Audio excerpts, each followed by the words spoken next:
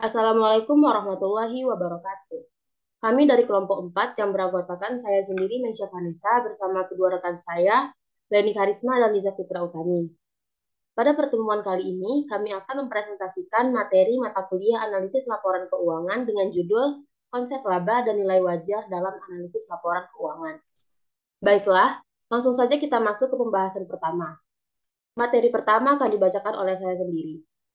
Yang pertama adalah konsep laba. Laba merupakan bagian dari informasi perusahaan yang paling banyak diminta oleh pasar keuangan. Menentukan dan menjelaskan laba selama satu periode adalah tujuan utama dari laporan laba rugi. Secara konseptual, laba bertujuan untuk memberikan pengukuran pada perubahan kekayaan pemegang saham selama satu periode dan juga estimasi profitabilitas bisnis saat ini, yaitu sampai sejauh mana bisnis tersebut dapat menutupi biaya operasi dan memperoleh imbal hasil untuk para pemegang sahamnya.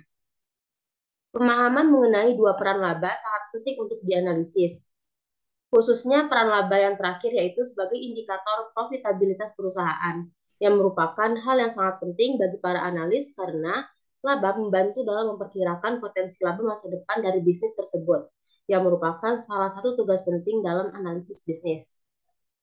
Laba akuntansi atau laba dilaporkan berbeda dengan laba ekonomi. Hal ini dikarenakan akuntan menggunakan kriteria yang berbeda untuk menentukan laba. Selanjutnya adalah pembahasan mengenai konsep laba ekonomi. Yang pertama, laba ekonomi. Laba ekonomi atau economic income biasanya ditentukan dengan arus kas selama periode yang bersangkutan, ditambah dengan perubahan nilai sekarang dari arus kas masa depan yang diharapkan. Biasanya ditunjukkan oleh perubahan nilai pasar dari aset neto bisnis. Berdasarkan definisi tersebut, laba mencakup komponen yang terrealisasi yaitu arus kas dan laba yang belum terrealisasi yaitu keuntungan atau kerugian akibat kepemilikan. Laba ekonomi mengukur perubahan nilai pemegang saham. Dengan begitu, laba ekonomi berguna ketika tujuan analisis untuk menentukan imbal hasil yang pasti bagi pemegang saham untuk periode yang bersangkutan. Yang kedua adalah laba permanen. Laba permanen atau permanent income disebut juga dengan laba berkelanjutan atau laba berulang yang merupakan rata-rata laba stabil yang diharapkan dapat diperoleh selama bisnis dengan kondisi bisnis pada saat ini. Laba permanen mencerminkan fokus jangka panjang. Oleh karena itu, laba permanen secara konseptual mirip dengan kekuatan produktif berkelanjutan yang merupakan konsep penting dalam penilaian ekuitas dan analisis kredit. Tidak seperti laba ekonomi yang mengukur pada perubahan nilai perusahaan, laba permanen berbanding lurus dengan nilai perusahaan. Pada umumnya, untuk kelangsungan hidup nilai perusahaan dapat digambarkan dengan membagi laba permanen dengan biaya modal. Yang terakhir adalah laba operasi. Laba operasi atau operating income yang mengacu pada laba yang timbul dari aktivitas operasi perusahaan. Laba operasi merupakan konsep penting dalam penilaian kepentingan yang timbul dari tujuan keuangan perusahaan untuk memisahkan aktivitas operasi perusahaan dari aktivitas pendanaan. Selanjutnya adalah konsep laba akuntansi. Laba akuntansi atau accounting income atau biasa disebut juga dengan laba dilaporkan didasarkan pada konsep akuntansi akrual. Laba akuntansi terdiri atas tiga komponen. Yang pertama adalah komponen permanen. Komponen permanen atau berulang diharapkan terus berlanjut dalam jangka waktu yang tidak terbatas. Komponen permanen tersebut memiliki karakteristik yang identik dengan konsep ekonomi laba permanen. Yang kedua adalah komponen sementara. Komponen sementara atau tidak berulang dari laba akuntansi tidak diharapkan untuk terjadi lagi atau kejadian satu kali. Yang terakhir adalah komponen nilai yang tidak relevan. Komponen nilai yang tidak relevan tidak memiliki kandungan ekonomis atau komponen tersebut merupakan distorsi akuntansi. Komponen ini timbul karena ketidaksempurnaan akuntansi dan komponen nilai yang tidak relevan ini tidak memiliki dampak pada nilai perusahaan. Materi selanjutnya adalah pengakuan pendapatan dan pengaitan. Seperti yang kita ketahui bersama, tujuan utama dari akuntansi aktual adalah pengukuran laba. Dan dua proses utama dalam pengukuran laba adalah pengakuan pendapatan dan pengaitan beban. Pengakuan pendapatan merupakan titik awal pada pengukuran laba. Dua kondisi yang diperlukan untuk pengakuan adalah bahwa pendapatan harus direalisasi atau dapat direalisasi. Artinya, agar pendapatan dapat diakui perusahaan seharusnya telah menerima uang tunai atau komitmen yang dapat diandalkan untuk menyetorkan uang tunai seperti piutang yang valid. Yang kedua adalah diterima, artinya perusahaan harus menyelesaikan semua kewajibannya kepada pembeli, yaitu proses menghasilkan laba harus lengkap. Setelah pendapatan diakui, maka biaya yang berhubungan dikaitkan dengan pendapatan yang diakui untuk menghasilkan laba. Perlu diperhatikan bahwa beban akan diakui ketika terjadi ekonomi yang terkait terjadi. Tidak perlu kapan arus kas keluar terjadi. Baiklah, sekian penyampaian materi dari saya. Materi selanjutnya akan dibacakan oleh Leni Karisma.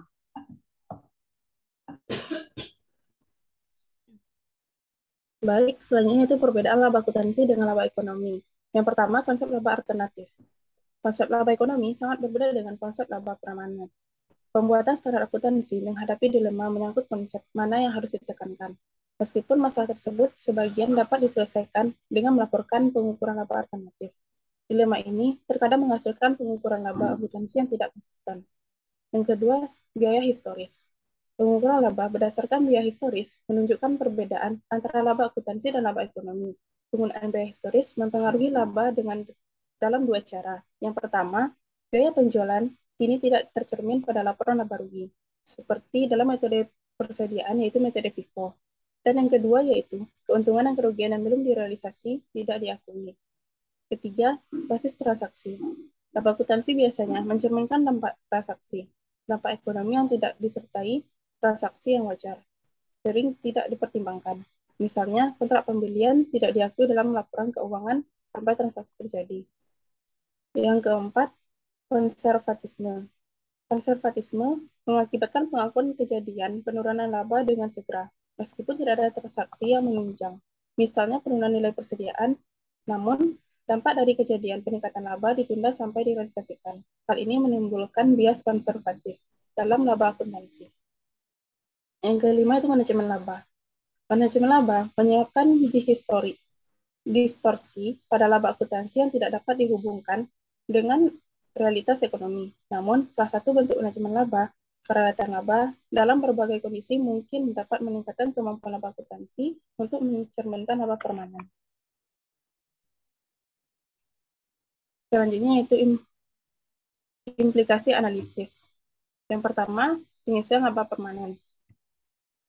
Untuk analisis, perlu menentukan terlebih dahulu komponen permanen dari laba akuntansi periode berjalan dengan mengidentifikasi dan tidak memasukkan komponen sementara atau tidak berulang dari laba akuntansi yang tepat. Misalnya, seorang analis mungkin tidak memasukkan keuntungan dari penjualan segmen bisnis utama perusahaan ketika menentukan komponen permanen laba. Namun, perlu diingatkan bahwa laba inti periode berjalan tidak selalu menjadi estimasi yang baik atas laba permanen perusahaan. Untuk menggambarkan laba permanen, laba inti perusahaan harus mencerminkan keutuhan laba jangka panjang perusahaan tersebut. Hal laba inti periode berjalan mungkin tidak mencerminkan prospek laba jangka panjang perusahaan, dikarenakan dua alasan. Yang pertama, meskipun laba inti tidak memuaskan, komponen laba yang jelas diidentifikasikan sebagai komponen sementara. Tidak ada jaminan bahwa komponen yang termasuk dalam laba ini bersifat permanen. Alasan yang kedua, seorang analis harus mempertimbangkan perubahan jangka panjang terhadap kondisi bisnis perusahaan yang tercermin pada aset tetap dan tercermin pada komponen laba tidak berulang. Yang kedua itu penyesuaian laba ekonomi. Dalam menyelesaikan laba akuntansi, untuk menentukan laba ekonomi, maka perlu mengadopsi pendekatan yang memasukkan semua komponen laba apakah berulang atau tidak berulang. Salah satu cara untuk melihat laba ekonomi adalah perubahan neto pada kekayaan pemegang saham yang timbul dari sumber non-pemilik, sehingga pendekatan tersebut mencakup semua yang menyangkut perubahan kekayaan bersih pemegang saham. Yang ketiga, penyesuaian laba operasi.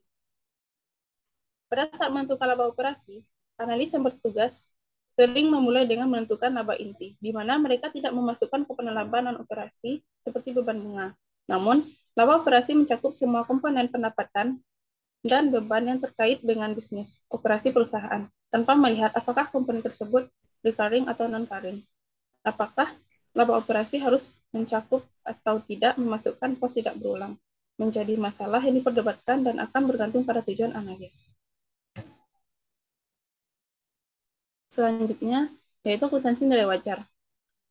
SFHS 157 mendefinisikan Nilai wajar sebagai harta pertukaran yaitu harga yang akan diterima untuk menjual aset atau yang akan dibayar untuk mengalihkan liabilitas dalam transaksi teratur atau antara pelaku pasar dengan tanggal pengukuran. Selanjutnya terdapat 5 aspek mengenai definisi nilai wajar yang perlu diperhatikan. Yang pertama yaitu pada tanggal pengukuran. Nilai wajar dari aset atau liabilitas ditentukan saat tanggal pengukuran, yaitu tanggal laporan posisi keuangan, bukan tanggal ketika aset dibeli pertama kalinya. Yang kedua, transaksi hipotesis. Transaksi membentuk dasar penilaian merupakan hipotesis. Tidak ada penjualan aktual atas aset atau pengalihan liabilitas. Dengan kata lain, nilai wajar ditentukan seolah-olah aset telah terjual pada tanggal pengukuran. Yang ketiga, transaksi teratur. Konsep transaksi teratur mengeliminasi pertukaran yang terjadi dalam kondisi yang tidak biasa, seperti di bawah paksaan. Hal tersebut memastikan bahwa nilai wajar mempresentasikan harga pertukaran dalam keadaan normal, seperti harga pasar dalam pasar aktif. Yang keempat, pengukuran berbasis pasar. Pengukuran nilai wajar merupakan pengukuran berbasis pasar, bukan pengukuran entitas spesifik. Hal ini berarti bahwa nilai wajar sebuah aset seharusnya mencerminkan harga yang akan dibayar pelaku pasar untuk hal tersebut, bukan nilai yang dihasilkan melalui penggunaan khusus dari aset dalam bisnis spesifik. Yang kelima, harga keluar. Nilai wajar aset adalah harga hipotesis di mana bisnis dapat menjual aset atau harga keluar. Harga tersebut bukan harga yang perlu dibayar untuk membeli aset atau harga masuk. Demikian pula, nilai wajar liabilitas adalah harga di mana bisnis dapat mengalihkan liabilitas kepada pihak ketiga, bukan harga yang akan mengonsumsi liabilitas tersebut. Selanjutnya yaitu perbandingan model biaya historis dengan nilai wajar. Yang pertama ada transaksi versus penilaian saat ini. Menurut akuntansi biaya historis, nilai aset dan liabilitas sebagian besar ditentukan oleh transaksi aktual entitas bisnis di masa lalu. Penilaian tidak perlu mencerminkan kondisi ekonomi saat ini. Sebaliknya, menurut model nilai wajar, jumlah aset atau liabilitas ditentukan oleh sebagian besar nilai kini dengan menggunakan asumsi pasar. Penilaian tidak perlu didasarkan pada transaksi aktual. Yang kedua yaitu biaya historis versus harga berbasis pasar. Nilai biaya historis terutama ditentukan oleh biaya yang terjadi melalui bisnis. Sedangkan menurut model, nilai wajar ini didasarkan pada penilaian pasar. Misalnya, persediaan barang jadi berdasarkan model biaya historis utamanya akan mencerminkan biaya produksi barang. Sedangkan menurut model, nilai wajar akan mencerminkan harga penjualan neto, yaitu nilai yang pasar bersedia membayar untuk barang tersebut. Yang ketiga yaitu pendekatan penghasilan alternatif. Berdasarkan model biaya historis, laba ditentukan dengan mengaitkan biaya dengan pendapatan yang diakui, yang harus direalisasi dan diterima. Berdasarkan model nilai wajar, laba ditentukan hanya dengan perubahan neto nilai wajar atas aset dan liabilitas. Baik, untuk materi selanjutnya akan dibacakan oleh Lisa. Selanjutnya, saya akan menjelaskan mengenai hierarki input. Hierarki input nilai wajar merupakan asumsi yang membentuk dasar untuk memperoleh estimasi nilai wajar. Para pembuat standar telah menetapkan hierarki input karena estimasi nilai wajar yang tidak diperoleh dari harga pasar langsung dinilai kurang dapat diandalkan. Pada awalnya, terdapat dua jenis input yang diakui. Yang pertama, ada input yang dapat diobservasi, di mana harga pasar diperoleh dari sumber independen pada perusahaan pelapor.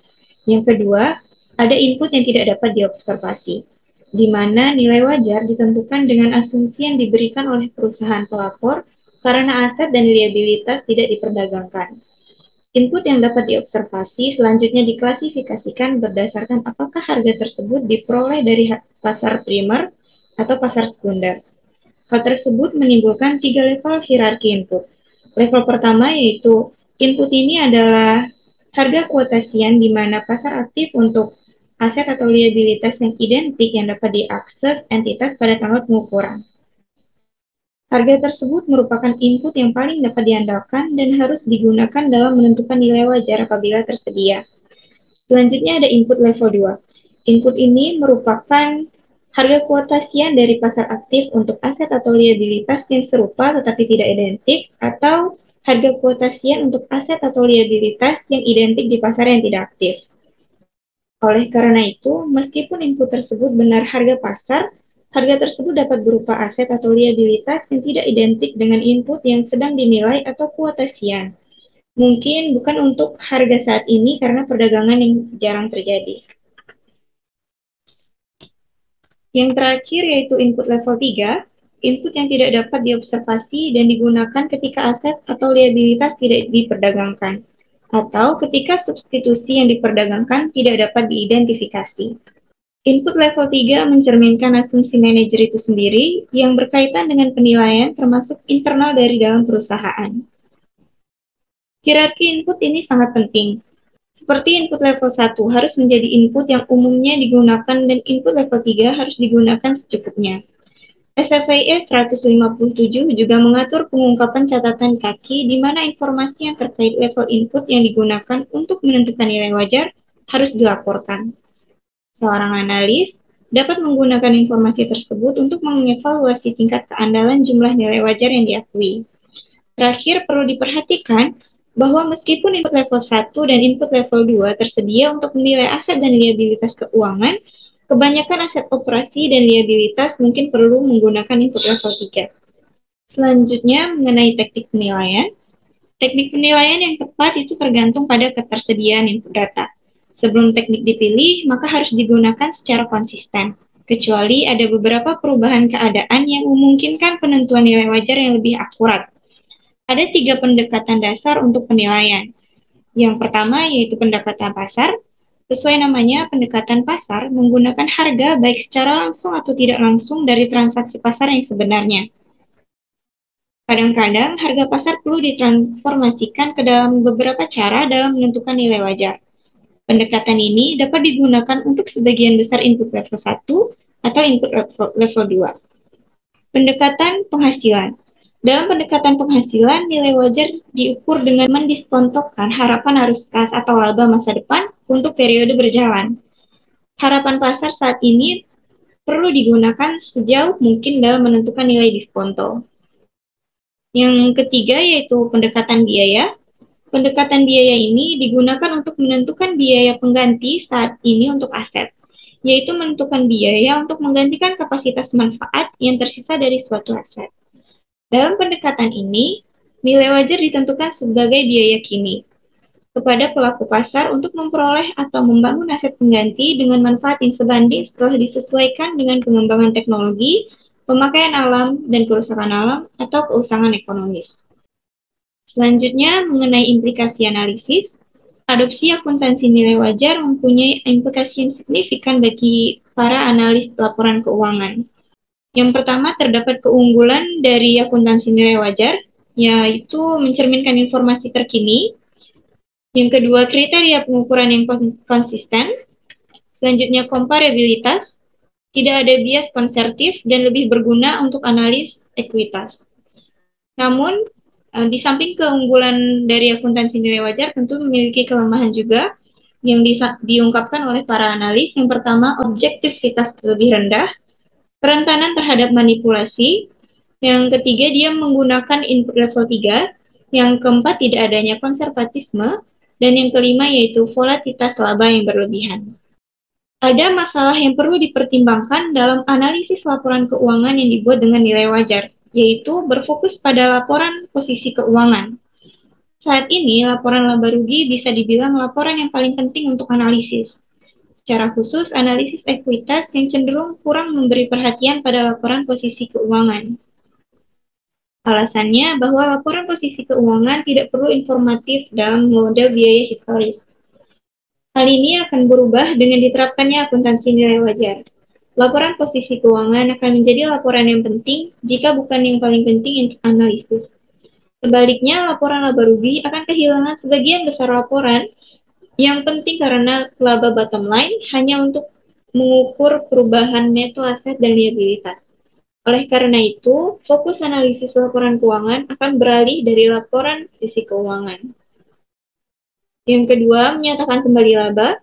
Menganalisis dan menyatakan kembali laba akan menjadi lebih krusial untuk tugas bagi para analis. Laba bottom line dalam model akuntansi nilai wajar hanya mengukur perubahan neto nilai wajar, aset, dan liabilitas. Pengukuran laba ini secara konseptual lebih mendekati laba ekonomi sehingga kurang berguna untuk menganalisis profitabilitas periode berjalan atau memperkirakan laba masa depan. Analis harus memperhatikan laba dengan hati-hati.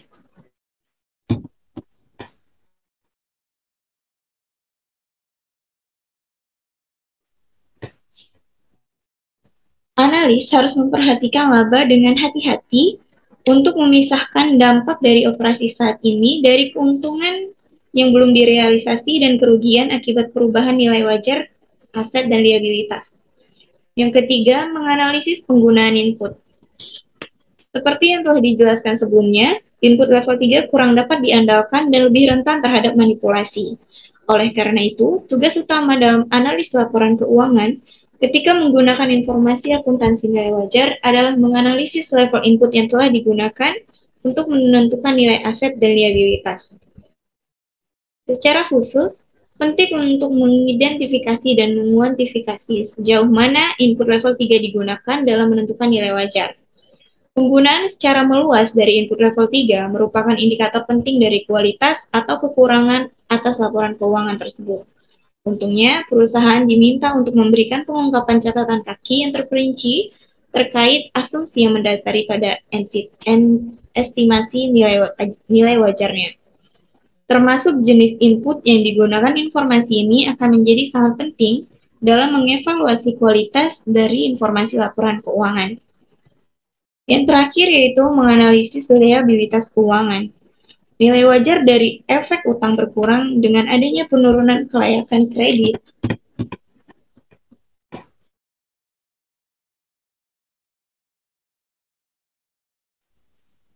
Nilai wajar dari efek utang berkurang dengan adanya penurunan kelayakan kredit dari peminjam.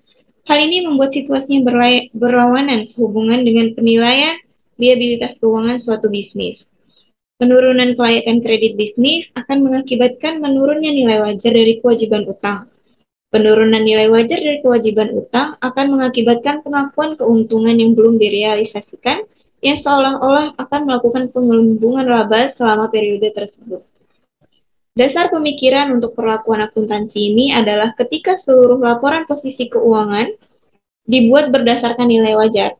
Pengurangan nilai wajar atas utang tidak mungkin terjadi tanpa adanya penurunan yang sebanding dari nilai wajar aset.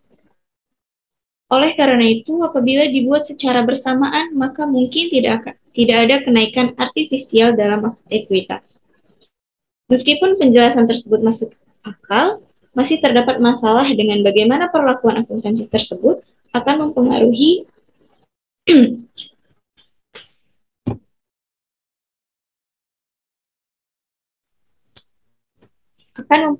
rasio utang terhadap ekuitas. Ketika menentukan rasio utang terhadap ekuitas, dianjurkan untuk menggunakan nilai nominal dari utang yang belum dibayar, bukan dengan nilai wajarnya. Hal ini akan memberikan indikasi yang lebih baik dari kemampuan bisnis untuk memenuhi komitmen tetap.